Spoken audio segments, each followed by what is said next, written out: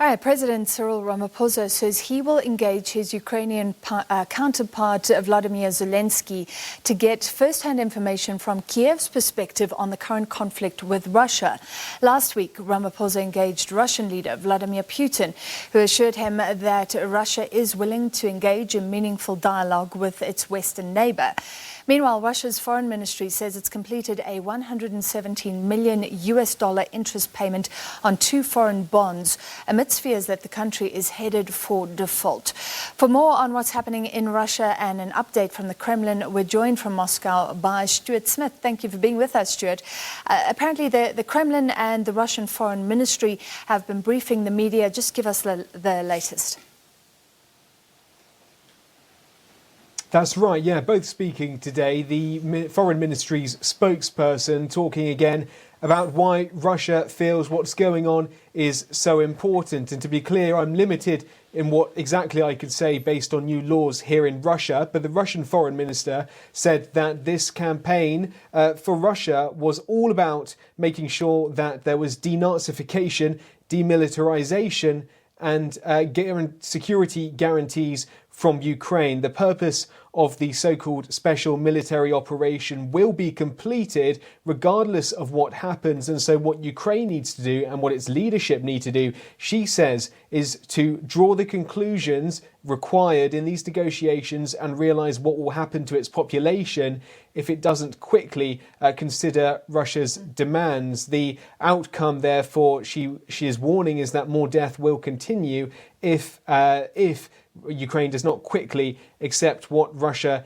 is after. She said that what Russia is asking for is very simple, that it's not complicated, but she hasn't, and the government here in Russia hasn't clarified exactly what it means by demilitarization and denazification, because Ukraine interprets these terms differently. The Kremlin spokesperson Dmitry Peskov on the ongoing negotiations said that Russia was trying particularly hard, but he wasn't seeing the same level of zeal from the Ukrainian side in negotiations. They are, though, continuing, despite the fact that early reports, anonymous reports by the Financial Times newspaper, suggested the deal was close to being made. The president's spokesperson says that wasn't the case, but the talks do continue and are taking place now via video conferencing, because each day the two parties are still talking to each other.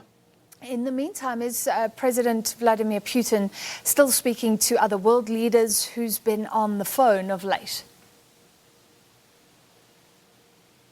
That's right, he is still speaking to world leaders, and most recently this afternoon here in Moscow he spoke to the Turkish President Erdogan, who is suggesting that the possible outcome of negotiations could be finalised in Ankara or Istanbul in Turkey, and that he could host such a meeting. Ukraine is up for that. It's keen to get a meeting between presidents as soon as possible. But interestingly, in the Russian readout of that meeting with the Turkish leader, the Kremlin didn't mention that this had been suggested. And so far, Russia has not accepted the attempts by foreign leaders to get involved, apart from asking Belarus to host the early talks between Ukraine and Russia. Most of the time, when you read what the Kremlin says the president has been speaking about, it's not about what's going on in Ukraine. It's about standard diplomatic issues, and it's usually on the initiative of the foreign leader that brings up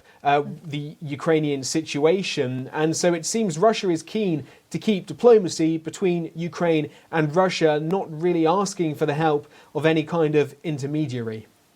All right, live from Moscow, Stuart Smith, thank you very much.